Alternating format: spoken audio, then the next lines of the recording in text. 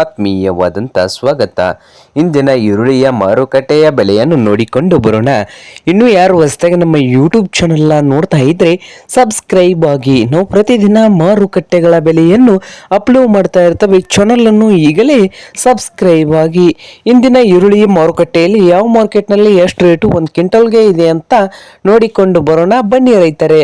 ಇಂದು ಈರುಳ್ಳಿಯ ಮಾರುಕಟ್ಟೆಯ ಬೆಲೆ ನೋಡೋದಾದ್ರೆ ಇಂದು ವಿಜಯಪುರ ಮಾರುಕಟ್ಟೆ, ಮೊದಲನೇದಾಗಿ ವಿಜಯಪುರ ಮಾರುಕಟ್ಟೆಯಲ್ಲಿ ನೋಡೋದಾದ್ರೆ ಒಂದು ಕ್ವಿಂಟಲ್ಗೆ 1000 ರೂಪಾಯಿದಿಂದ 1800 ರೂಪಾಯಿವರೆಗೆ ಲಾಸ್ಟ್ ರೇಟನ್ನು ಹೊಂದಿದೆ.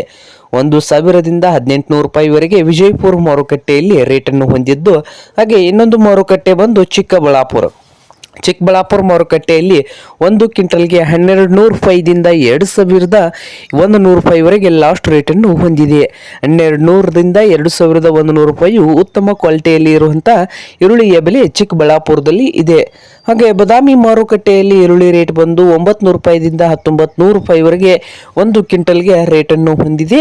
ಹಾಗೆ ಬಾಗಲಕೋಟೆ ಮಾರುಕಟ್ಟೆಯಲ್ಲಿ ನೋಡುವುದಾದರೆ ಒಂದು ಕ್ವಿಂಟಲ್ ಈರುಳ್ಳಿಯ ರೇಟು ಬಾಗಲಕೋಟೆಯಲ್ಲಿ 1000ದಿಂದ 2000 ರೂಪಾಯಿವರೆಗೆ ಲಾಸ್ಟ್ ರೇಟನ್ನು ಹೊಂದಿದೆ ಒಂದು ಕ್ವಿಂಟಲ್ಗೆ.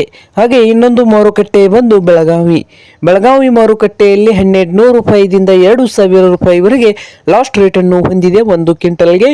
ಹಾಗೆ ರಾಯಚೂರು ಮಾರುಕಟ್ಟೆಯಲ್ಲಿ ಈರುಳ್ಳಿ ರೇಟ್ ನೋಡ್ತಾ ಹೋದ್ರೆ 1000ದಿಂದ ಹಿಡಿದು 1900 ರೂಪಾಯಿವರೆಗೆ ರಾಯಚೂರು ಮಾರುಕಟ್ಟೆಯಲ್ಲಿ ಒಂದು ಕ್ವಿಂಟಲ್ನ ಈರುಳ್ಳಿಯ ಬೆಲೆ ಇದೆ.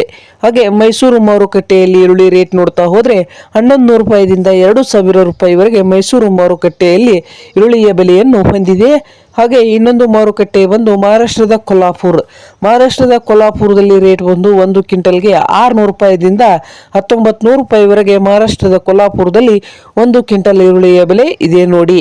ಹಾಗೆ ಸಾಂಗ್ಲಿಯಲ್ಲಿ ಈರುಳ್ಳಿ ರೇಟ್ ಬಂದು 600 ರೂಪಾಯಿದಿಂದ 1900 ರೂಪಾಯಿವರೆಗೆ ಸಾಂಗ್ಲಿ ಮಾರುಕಟ್ಟೆಯಲ್ಲಿ ಒಂದು ಕ್ವಿಂಟಲ್ಗೆ ರೇಟನ್ನು ಹೊಂದಿದೆ.